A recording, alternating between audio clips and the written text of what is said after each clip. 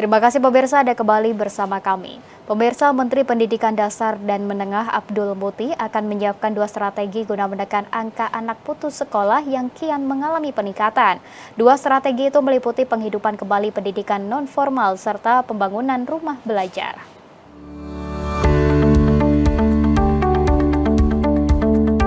Pembangunan sektor pendidikan menjadi salah satu fokus pemerintah dalam rangka peningkatan pembangunan sumber daya manusia. Menteri Pendidikan Dasar dan Menengah Profesor Abdul Muti mengaku akan menyiapkan 2 strategi guna menekan angka anak putus sekolah dalam beberapa tahun kebelakang mengalami peningkatan. Abdul Muti usai peresmian pameran Bulan Bahasa di kantor Kemendikdasmen Jakarta Pusat menyebutkan 2 strategi itu meliputi penghidupan kembali pendidikan non-formal serta pembangunan rumah belajar yang akan melibatkan kolaborasi swadaya dari masyarakat serta pemerintah.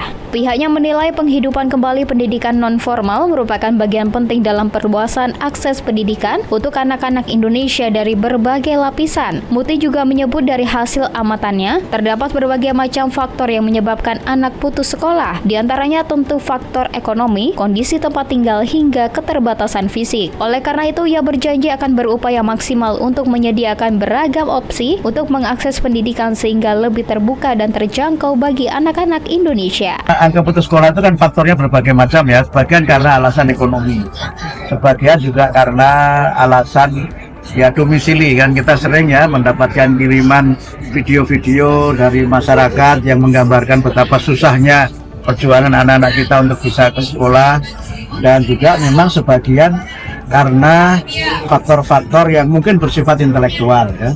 Bersifat intelektual, misalnya anak-anak yang memiliki disabilitas atau keterbelakangan dalam belajar, ini memang harus ditreatment secara khusus karena program sekolah inklusi yang sekarang ini berjalan kan masih belum bisa maksimal, sehingga harus kita buka berbagai opsi bagaimana agar semua anak Indonesia apapun keadaannya mereka tetap bisa belajar sebagai bagian dari bekal dan modal kita untuk menjadi generasi yang hebat di masa depan.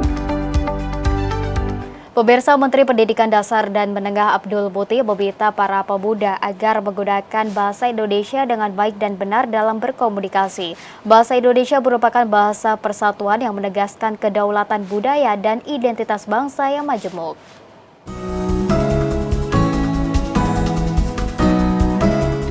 Menteri Pendidikan Dasar dan Menengah Abdul Muti dalam peringatan Hari Sumpah Pemuda di Kementerian Pendidikan Jakarta menegaskan, pemuda Indonesia masa kini harus dan disiplin menggunakan bahasa Indonesia yang baik dan benar dalam berkomunikasi.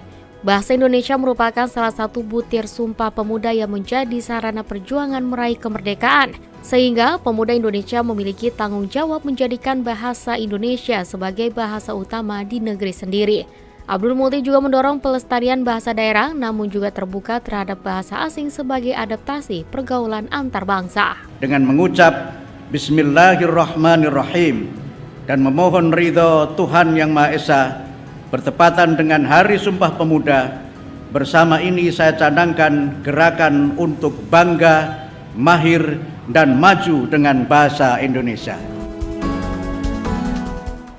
Pemirsa, kita beralih ke informasi lainnya. Kementerian Kelautan dan Perikanan memaparkan perkembangan penanganan tuduhan anti-dumping udang beku Indonesia di Amerika Serikat. Indonesia sebelumnya dituduh melakukan countervailing duties atau dugaan memberikan subsidi dari pemerintah secara umum kepada industri udang nasional, namun tuduhan itu tidak terbukti. Direktur Pemasaran Ditjen Penguatan Daya Saing Produk Kelautan dan Perikanan Erwin Dwiyana dalam laporan perkembangan penanganan tuduhan anti-dumping udang beku Indonesia di Amerika Serikat mengatakan, pemerintah Indonesia membuktikan tidak melakukan tuduhan anti-dumping udang beku tersebut. Menurut hasil investigasi yang dilakukan USDOC atau United States Department of Commerce, pada Maret 2024 didapati ekspor produk udang dari Indonesia ke Amerika sebesar 0%. Pada acara konferensi pers Senin 28 Oktober 2024, Direktur Pemasaran Ditjen Penguatan Saing Kelautan dan Perikanan Erwin Dwiyana menyatakan bahwa Indonesia tidak dikenakan tuduhan subsidi udang ke Amerika Serikat dan telah mematuhi semua regulasi yang berlaku di pasar internasional. Hal ini disampaikan agar tidak merugikan industri perikanan nasional yang sudah berusaha keras untuk memenuhi standar kualitas global. Erwin juga menambahkan bahwa sektor perikanan Indonesia sudah mendapatkan petisi tuduhan CVD atau dugaan memberikan subsidi dari pemerintah sejak 25 Oktober 2023. Dan menurut hasil investigasi yang dilakukan USDOC atau US Department of Commerce pada bulan Maret, ekspor udang dari Indonesia ke US mendapat nilai 0%. Penerbitan Final Determination oleh USDOC terhadap anti-dumping Indonesia turun dari 6,3% menjadi 3,9% dan ini merupakan hasil capaian dari sinergi asosiasi Kementerian Perdagangan, KBRI Washington DC yang juga ikut di dalam proses hearing bersama dengan USDOC dan USITC. Erwin mengungkapkan perhitungan dari 2 mandatory responden 2 perusahaan eksportir udang, hasil preliminary yang diperoleh pertama 0% dan kedua 6,3%. Sementara untuk anti-dumping Indonesia turun 6,3% menjadi 3,9%. Hasil ini merupakan kolaborasi berbagai pihak seperti Kementerian Perdagangan, KBRI Washington DC yang turut serta dalam proses investigasi bersama USDOC. Untuk CVD, tuduhan subsidi, kita de minimis, artinya kita tidak dikenai tuduhan melakukan subsidi, artinya pemerintah tidak melakukan subsidi.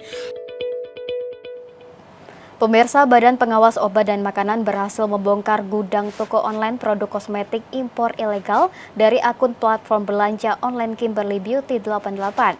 Dari penggeledahan, petugas mengamankan sebanyak 152.744 produk kosmetik tanpa izin edar dengan nilai keekonomian mencapai lebih dari 2 miliar rupiah.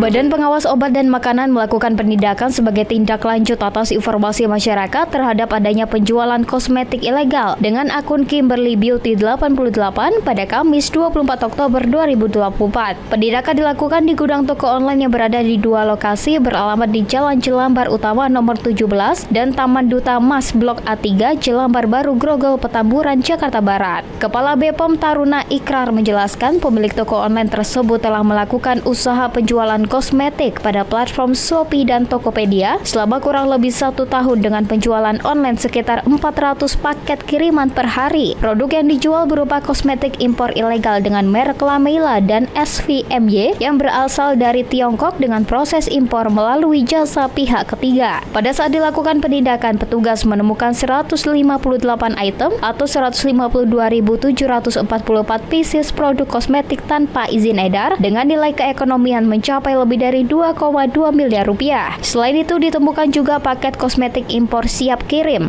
alat elektronik serta dokumen yang digunakan untuk transaksi online. Produk yang disita mayoritas berjenis rias wajah yang diduga mengandung bahan pewarna yang dilarang ditambahkan pada kosmetik, yaitu merah K3 dan merah K10. Bahan-bahan ini sangat beresiko bagi kesehatan, terutama bisa menyebabkan kanker dan menimbulkan gangguan fungsi hati. Saat ini BPOM sedang melakukan proses penyidikan lebih lanjut dan berkas perkara akan dilimpahkan ke Kejaksaan Tinggi Provinsi DKI Jakarta. Pelaku pelanggaran akan dikenakan ketentuan pasal 435 junto pasal 138 ayat 2 Undang-Undang Nomor 17 Tahun 2023 tentang Kesehatan dengan ancaman pidana penjara paling lama 12 tahun atau denda paling banyak 5 miliar rupiah.